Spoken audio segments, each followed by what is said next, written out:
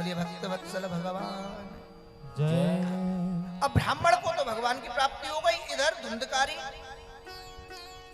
और धुंधली। गोकर्ण जी ने देखा जब पिताजी नहीं है तो मैं क्या करूंगा, तो गोकर्ण जी भी घर छोड़ के चले गए। गोकर्ण जी भी तीर्थ यात्रा करने चले गए। इधर धुंधकारी ने क्या किया, कुछ धन मां के पास बचा था, उस धन को लेने के लिए मां को बहुत पीटा। जब मां को पीटा और जो धन बचा था उसे भी ले गया, तो आज धुंधली के मन में अपने पति के वचन याद आने लगे और देखा अरे मैंने ये क्या पाप कर्म कर दिया, तो खुद ने भी कुएं में कूद के अपनी आत्महत्या कर ली। धुंधकारी 5 वेश्या ले आया। 5 व्यसन होते हैं। उन वेश्याओं ने धुंधकारी की मृत्यु कर दी। मृत्यु भी कैसी करी, सोते हुए धुंधकारी के मुख में जलते हुए अंगारे भर दिए। क्यों भर दिए, क्योंकि राजा के खजाने में से धन चुरा के लाया। वेश्याओं ने देखा किसी न किसी तरीके से ये पकड़ा जाएगा, धन भी चला जाएगा और हम भी पकड़े जाएंगे, इसकी मृत्यु करके और धन लेकर के भाग गए। अब वेश्याएं तो चली गई, ये मृत उस घर में पड़ा रहा, किसी ने दाह संस्कार भी नहीं किया, वहीं पे शरीर पड़ा रहा।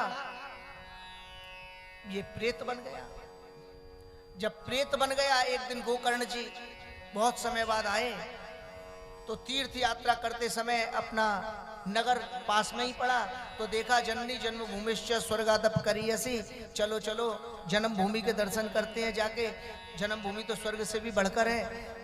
वहां पर गए, रात्रि हो गई, अपना पीतांबर बिछाया, वहां पे विश्राम किया। रात्रि में ये प्रेत कभी भैंसे का रूप लेकर के, कभी घोड़े का रूप लेकर के, कभी बकरे का रूप लेकर के गोकर्ण जी के सामने आने लगा। गोकर्ण जी बोले अरे कौन जीव हो तुम, कौन हो तुम, आओ और मैं जानना चाहता हूं तुम कौन हो। और प्रियजनों, उसी समय गोकर्ण जी ने अपने कमंडल में से जल निकाला, उस प्रेतात्मा के ऊपर जैसे ही छिड़का, वो प्रेतात्मा उसी समय बोलने लगा और कहने लगा, अहम भ्राता त्वदीयोस्मि धुंधकारीति नामतः। भैया गोकर्ण, मैं तुम्हारा भाई धुंधकारी हूं। मेरा नाम गोकर्ण है, मेरा नाम धुंधकारी है, तुम मेरे भाई हो। अच्छा धुंधकारी, तुम प्रेत हो गए हो। अरे भैया धुंधकारी, कोई बात नहीं, चिंता मत करो, मैं तुम्हारा बहुत मैंने तुम्हारे श्राद्ध किए हैं। बोले नहीं, बोले मैं तुम्हारा गया श्राद्ध भी कर आया, फिर भी तुम्हारा उद्धार नहीं हुआ। प्रेत बोले नहीं भैया, गया श्राद्ध सतेनापि मुक्तिर्मे न भविष्यति। 100 गया श्राद्ध कर दो, फिर भी मेरे जैसे प्रेत का उद्धार नहीं होगा। तो बोले भैया ऐसा क्या उपाय करूं जिससे कि मैं तुम्हारी मोक्ष करूं। बहुत सोचा, बहुत किया, कुछ नहीं हुआ, तो अपने तपोबल से भगवान सूर्य नारायण का रथ रोक दिया। भगवान सूर्य नारायण बोले, श्रीमद् भागवतान मुक्ति सप्ताहम पाचनम कुरु। उसी समय कहा, बोले गोकर्ण, तुम अपने भाई का उद्धार चाहते हो तो श्रीमद् भागवत वाचन करो, मतलब कथा करो। बहुत से लोगों में एक चीज आ गई है कि भागवत कथा कराने में धन खर्च होता है, मूल पाठ करा लो, माने जो संस्कृत में 18,000 श्लोक हैं, इनका पाठ करा लो तो प्रेत मोक्ष हो जाएगी। ऐसा नहीं है, भागवत में लिखा हुआ है वाचनम करो। श्रीमद् भागवत कथा सुनने से ही मुक्ति होगी।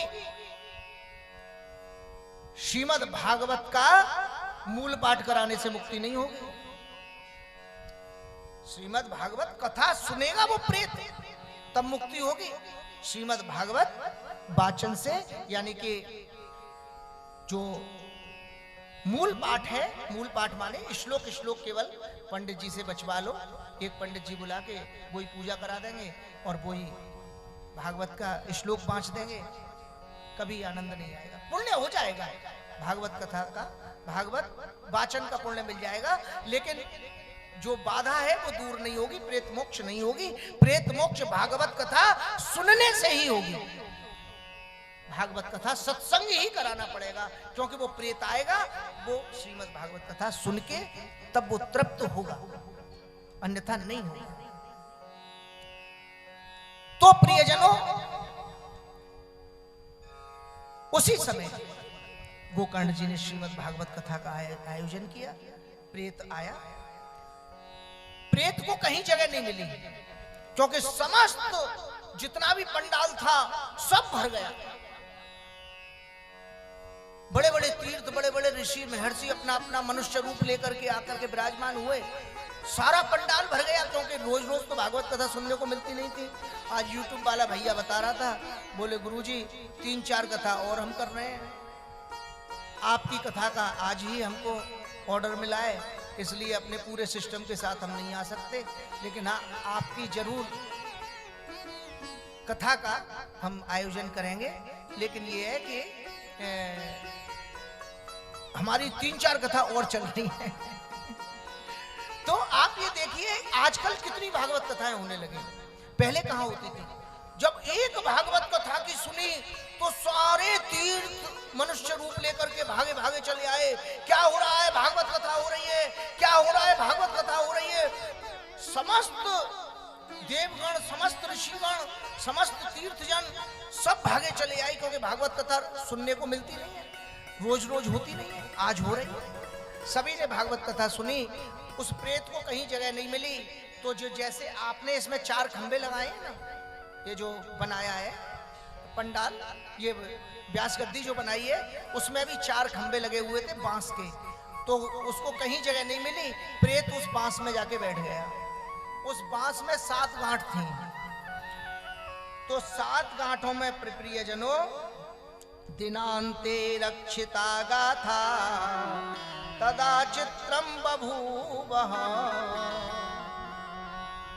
प्रियजनों, उसी समय द्वितीय नितथा सायं द्वितीय ग्रंथि भेदनम तृतीय ग्रंथि भेदनम। इस प्रकार सप्त ग्रंथि विभेदनम। जो 7 गांठ थी, 7वें दिन वो 7वीं गांठ फट गई और उसमें से एक दिव्य रूप प्रकट हुआ। सभी ने देखा भगवान प्रकट हो गए, कोई देव प्रकट हो गए। कौन प्रकट हो गए? सभी ने देखा, सब आश्चर्य में पड़ गए। अरे गोकर्ण जी ने भागवत कथा पूर्ण की है, तो उसमें तो कोई देवता प्रकट हुआ है। उसी समय प्रेत बोला, नहीं नहीं नहीं, मैं कोई देवता नहीं हूं, मैं प्रेत हूं, मैं धुंधकारी हूं। श्रीमद् भागवत कथा सुन करके मुझे दिव्य दैव रूप प्राप्त हुआ है। ये श्रीमद् भागवत कथा का दिव्य आनंद है। बोलिए भागवत भगवान जय। विमान आया, धुंधकारी को लेके गया, लेकिन जितने भी वहां तीर्थ वगैरह सब जितने भी कथा सुन रहे थे, सब गोकर्ण जी से बोले महाराज आपने ये क्या भेद किया? आपके भाई की मुक्ति हो गई, मोक्ष हो गई, और हम लोगों को कुछ नहीं हुआ, तो क्या हमको आपने कथा कुछ और सुनाई, अपने भाई को कुछ और सुनाई? गोकर्ण जी बोले नहीं नहीं, तुम्हारे सुनने में भेद है, तुम्हारे सुनने में भेद है। प्रेत ने आनंद से कथा सुनी, इसलिए उसकी मुक्ति हो गई। तुमने कथा में संपूर्ण मन नहीं लगाया, संपूर्ण गोविंद का स्वरूप तुम्हारे हृदय में कुछ रह गया, इसलिए तुम्हारी मोक्ष नहीं हुई। तो उनके सबों का मन रखने के लिए और सभी की मुक्ति के लिए, सभी को पता चल गया भागवत कथा कैसे सुननी चाहिए, तो उसके लिए गोकर्ण जी ने श्रावण मास में फिर से श्रीमद् भागवत कथा रखा। और फिर जिसने दिव्य स्वरूप से श्रीमद् भागवत कथा सुनी, गोविंद के भक्तों में चरणारविंदों में समर्पित हुए, उन सबका कल्याण हो गया। बोलिए भक्त वत्सल भगवान